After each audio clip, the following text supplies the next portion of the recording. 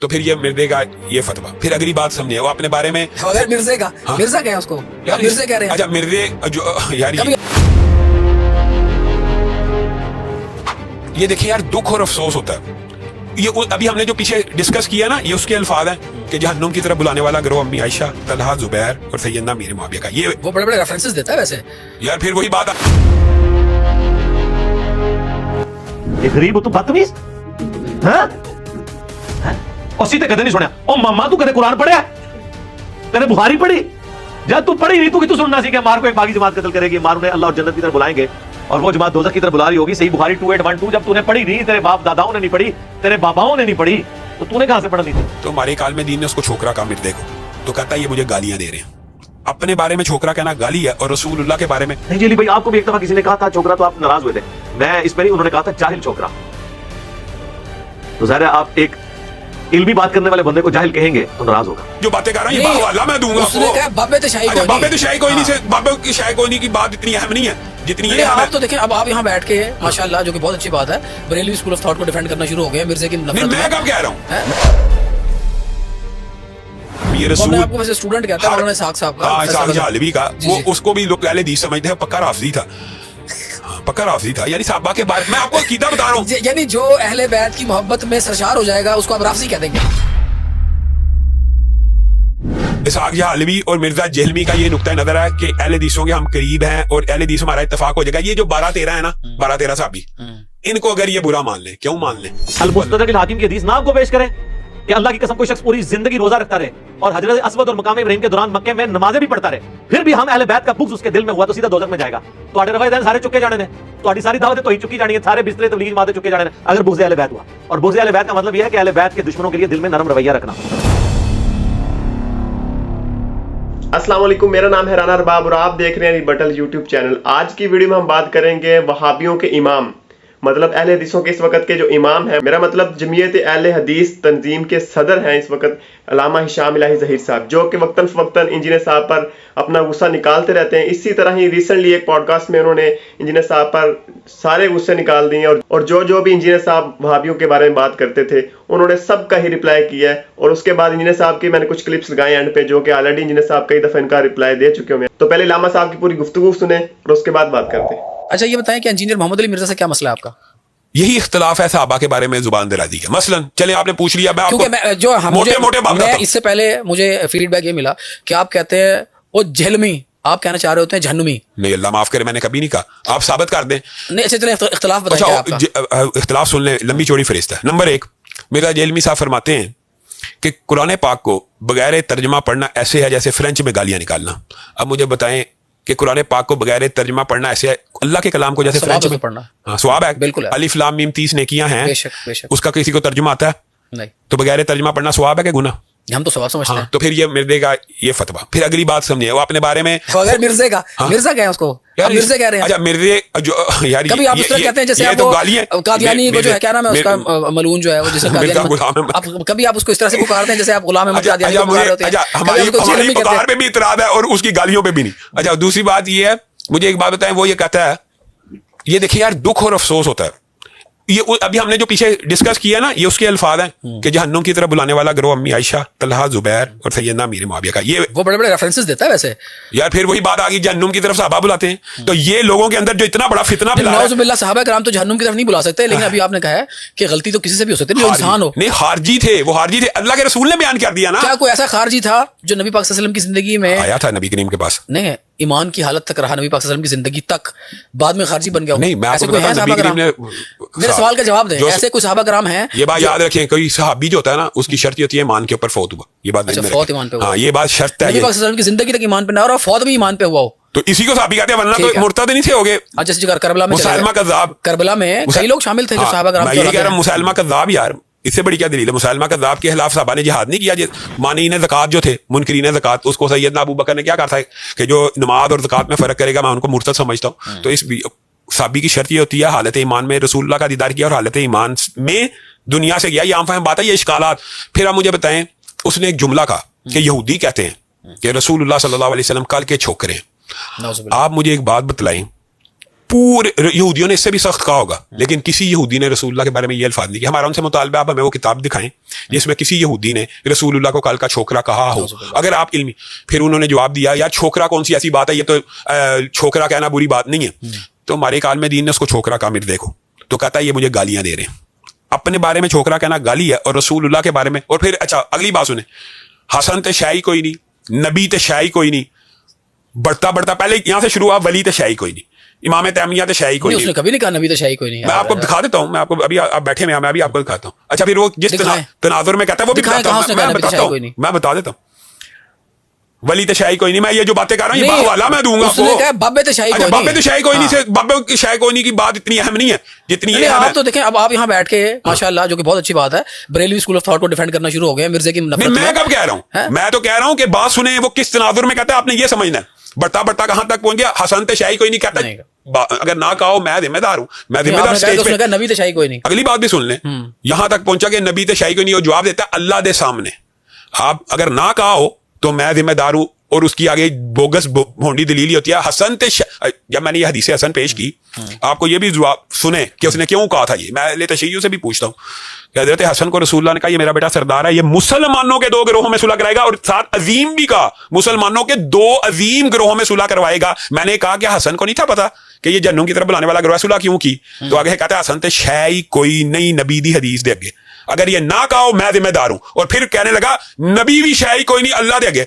और भाई अल्लाह के आगे भी नबी शै होती है, अल्लाह के आगे भी नबी मुकर्रब बंदे होते हैं, या हसन भी नबी के महबूब बंदे हैं। नहीं, अल्लाह के सामने तो एक इंसान की हुर्मत काबे से ज्यादा है। तो ये अच्छा अब समझ, इसलिए हमारा इख्तिलाफ है, हमारा कोई उसके साथ दाती झगड़ा या जायदाद का झगड़ा नहीं। लोग ये समझते हैं कि वो जरा रेटिंग ज्यादा ले लेता है और वो अहले हदीस है, इसलिए आपका इख्तिलाफ है। वल्लाह बिल्लाह तल्लाह हमारा इख्तिलाफ सिर्फ दिफाए सहाबा, वो भी अहले हदीस रसूल के नहीं। वो कैसे अहले हदीस है? वो तो अपने आप को किताबी बाबी जो कहता है, ऐसा कोई नाम है, मुझे इसका कोई मसलक नहीं है। वो अहले हदीस स्कूल ऑफ थॉट तो उसके करीब से नहीं गुजरा, सिर्फ तौहीद के अंदर उसकी कुछ बातें हमारे साथ मिलती है। शाम भाई यार किसी चीज का मिल जाना मसलक है ना, मसलक मुसलमान और क्रिश्चियन और यहूदी होना तो पता चल जाता है ना। मैं मस्जिद में जाऊंगा तो मैं मुसलमान हूँ, एक आदमी गिरजे में जाएगा तो क्रिश्चियन है, ये मंदिर में जाएगा तो हिंदू है। लेकिन एक इंसान अगर मैं यहाँ बैठ के कहूँ शाम भाई मैं अहले हदीस हूँ, मैं बरेलवी हूँ, मैं शिया हूँ, तो आपको मानना पड़ेगा, क्योंकि खुदा को पता है मैं अंदर से क्या हूं। वो अपने आप अहले हदीस क्लेम नहीं करता, अगर करेगा तो मान लेंगे। अच्छा यही कह रहा हूँ, अब आप बात समझिए। और अहले हदीस स्कूल ऑफ थॉट की एक आपको बताता हूँ, कोई एक अहले हदीस नहीं वो हो सकता जब तक वो तमाम सहाबा के जन्नती होने का कायल ना। मैं आपको अकीदा बता रहा हूँ, वकुल्लन वादल्लाहुल हुस्ना की जो आयत है कि हर सहाबी रसूल, आपको वैसे स्टूडेंट कहता है इसाक साहब का, इसाक जहालवी का, वो उसको भी लोग अहले हदीस समझते हैं, पक्का राफजी था। हाँ, पक्का राफजी था, यानी साहबा के बारे मैं आपको अकीदा बता रहा हूँ। यानी जो अहले बैत की मोहब्बत में सरशार हो जाएगा उसको आप राफजी कह देंगे? नहीं, जो किसी एक सहाबी को बेईमान या मुनाफिक कहेगा हम उसको राफजी कहते हैं। ये फर्क जरा समझिए। मुनाफिक और नहीं किसी को कहा, वो अपनी रिसर्च बयान करता है बेचारा। और उस दौर में कैमरे थे लेकिन इतनी एक्सेस नहीं थी। जो बंदा ये समझता है कि सैयदना मीर मुआविया जहन्नम की तरफ बुलाने वाले हैं, खालिद बिन वलीद ऐसे थे, अबू सुफियान ऐसे थे, फला ऐसे था। अहले हदीस की मैं आपको निशानी बता रहा हूँ ना मुसल्लमा, कि कोई आपने कहा है कि हर सहाबी रसूल जन्नती, जो जिसका ये अकीदा वो अहले हदीस है। वो तो नबी पाक सल्लल्लाहु अलैहि वसल्लम क्या कहने कौन कौन जन्नती है, मतलब इशरा मुबशरा में नाम भी बता गए, वो है मुअय्यन जन्नती। अच्छा ये कुरान पाक नहीं पढ़ा, वकुल्लम वादल्लाहुल हुस्ना, ए अल्लाह के रसूल इन सब सहाबा के साथ मैंने जन्नत का वादा किया। अल्लाह ने कहा रज़ी अल्लाहु अन्हुम व रज़वान, उसके अंदर तखसीस तो नहीं है, उसके अंदर हर सहाबी रसूल जन्नती है, हर सहाबी रसूल जन्नती है। यही अकीदे का डिफरेंस समझ, जब तक आप प्रॉब्लम नहीं ना समझेंगे मसला हल नहीं होगा। ये मिर्जा जहलमी और इसाक जहालवी कहते हैं कि अहले हदीस सारे सहाबा को जन्नती मानते हैं। जहालवी का मतलब क्या है?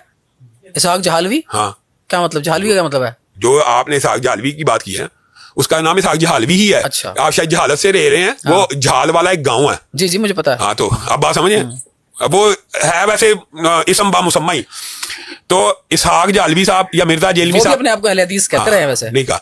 इसाक जहालवी और मिर्जा जहलवी का ये नुक्ता नजर है कि अहले हदीसों के हम करीब हैं और अहले हदीस हमारा इत्तेफाक हो जाएगा। ये जो 12-13 है ना, 12-13 साहबी, इनको अगर ये बुरा मान लें, क्यों मान लें? जिनको अल्लाह ने अच्छा मानना है। छोकरे का लफ्ज दिखाए भाई, जब जनरल उर्दू जुबान में ये मुहावरतन जब बात होती है, इन चीजों को समराइज इसी अल्फाज में किया जाता है जो खलील रहमान साहब ने कर दिया, और तमाम अंबिया के लिए कोई फतवा नहीं लगता। जब आप काफिरों के रेफरेंस से बात कर रहे हैं, जब एक जुबान दूसरी में ट्रांसलेट होती है, फिर गुफ्तगू का स्टाइल यही होता है। और उसमें जब आप काफिरों के रेफरेंस से बात कर रहे होते हैं तो इन अल्फाज को नहीं पकड़ा जाता, उल्टा जो अल्फाज पकड़ेगा कुफर उसकी तरफ लौटेगा, क्योंकि एक मुसलमान के ऊपर नजायज वो कुफर का गुस्ताखी का फतवा लगा रहा है, जो बात वैसे होती नहीं है। नहीं जी भाई, आपको भी एक दफा किसी ने कहा था छोकरा, तो आप नाराज हुए थे। मैं इसमें नहीं, उन्होंने कहा था जाहिल छोकरा। तो ज़ाहिर है आप علمی بات کرنے والے بندے کو جاہل کہیں گے تو ناراض ہوگا. باقی اردو زبان میں یہ لفظ استعمال ہوتا ہے, قرآن میں بھی ہوا ہے, اردو میں جب ٹرانسلیٹ کریں گے. حضرت ابراہیم علیہ السلام کے بارے میں سورہ انبیاء میں نہیں آیا, جب وہ بت ٹوٹ گئے تو ان کے بزرگوں نے جب میٹنگ کی تو انہوں نے کہا کہ ہم نے ایک چھوکرے کو سنا ہے جس کا نام ابراہیم ہے, وہ ہمارے بتوں کا ذکر برائی سے کرتا تھا. وہاں پہ الفاظ ہے ایک نوجوان کو, اور اردو زبان میں چھوکرا کا لفظ نوجوان کے لیے استعمال ہوتا ہے. اب یہ اردو زبان, ایون سورۃ الانعام میں تو نبی علیہ السلام کے بارے میں بھی آیا کہ یہ حضور علیہ السلام کو, سورہ بقرہ میں بھی آیا, ایسے پہچانتے ہیں جس نے اپنے بیٹوں کو پہچانتے ہیں. علماء یہود, اس کے باوجود انہوں نے نبی علیہ السلام کی مخالفت کی. ظاہر ہے کہ وہ بڑے بڑے لوگ 70-80 سال کے بابے قلعوں میں بیٹھے ہوئے, نبی علیہ السلام تو 50 سال کے بھی ان کے نزدیک چھوٹی عمر کے تھے. طارق جمیل صاحب کو تو ابھی تک جو حضرات ہیں نا رائے ونڈ کے, منا کہتے ہیں, 70 سال کا منا ہے, کیونکہ جو وہاں بیٹھے ہیں وہ 90 سال پلس ہیں. تو بھئی ایک 70 سال کا بندہ, اس کو اگر 90 سال والا چھوکرا اور منا سمجھتا, بلکہ چھوکرے سے بھی چھوٹی چیز منا, تو نبی علیہ السلام کی عمر تو 52 سال تھی جب آپ ہجرت کر کے مدینہ شریف گئے. طارق جمیل صاحب تو 70 سال کے ہیں, اور علماء یہود تو 70 80 90 90 100 سال کے وہاں بیٹھے ہوئے تھے. انہوں نے نہ عیسیٰ علیہ السلام کو قبول کیا, ظاہر عیسیٰ علیہ السلام کی 25 سال عمر تھی, اور نہ نبی علیہ السلام کو. پھر نبی علیہ السلام کی تو داڑھی بھی کالی تھی, آپ کی تو وفات تک داڑھی سفید ہوئی نہیں. بخاری مسلم میں صرف 20 بال سفید تھے, کن پٹی اور سر کے ملا کے 20 بال جو نظر بھی نہیں آتے تھے, تو قریب سے دیکھے تو پتہ چلتا تھا. 20 سے زیادہ میرے سفید ہو چکے ہیں.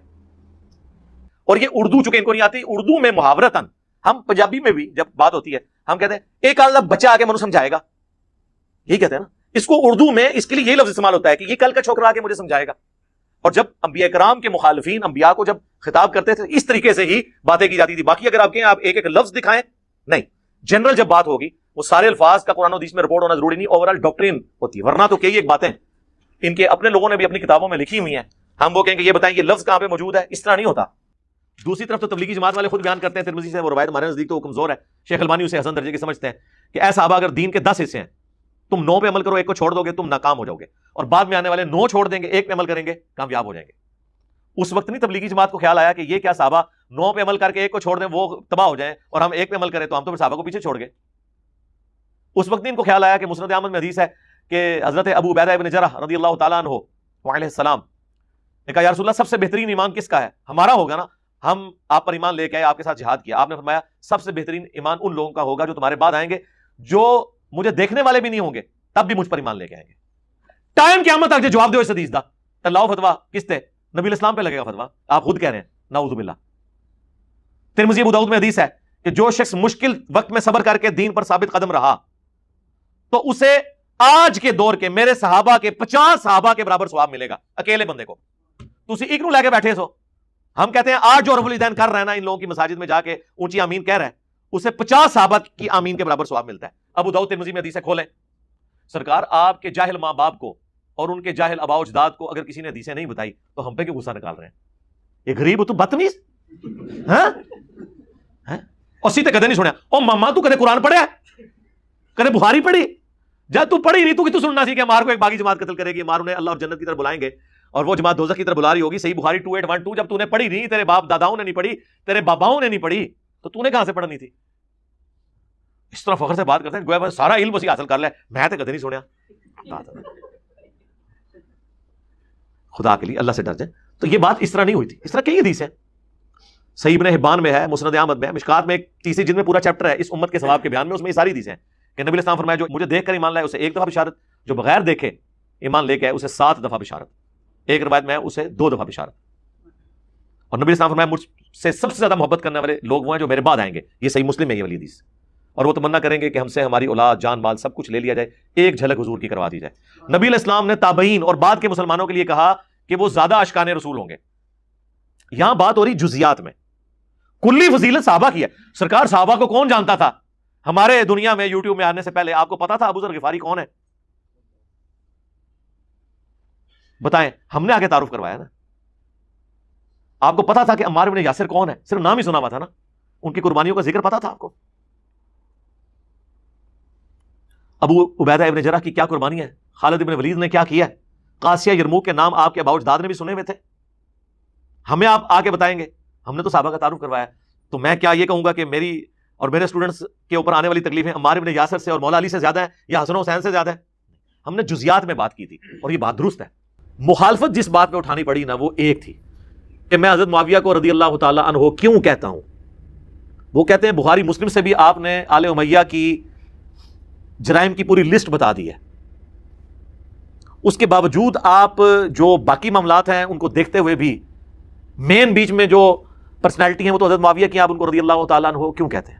تو میرا ایک موقف ہے، آپ اسے دعوت کی حکمت سمجھ لیں، یا آپ یہ سمجھیں کہ میں ایک ریڈ لائن کو کراس نہیں کرنا چاہتا، یا اس سے بڑی بات یہ سمجھ لیں کہ حضرت معاویہ رضی اللہ تعالیٰ عنہ نے اپنے دور ملوکیت کے اندر جن دین کے احکامات کا پاس نہیں کیا، ان میں سے کئی ایک احکامات ہیں جن کا پاس مجھے ہے، جس میں ٹاپ آف دا لسٹ جو شخص نبی الاسلام کو ایمان کی حالت میں دیکھتا ہے، انکلوڈنگ حضرت معاویہ، حضرت عمرو بن عاص، حضرت مغیرہ بن شعبہ اور حضرت بصر بن ابی ارطاح، یہ مینلی 4 بندے ہیں رضی اللہ عنہم اجمعین. تو ان کی ہمیں رسپیکٹ کرنی پڑتی ہے نبی صلی اللہ علیہ وآلہ وسلم کی نسبت کی وجہ سے.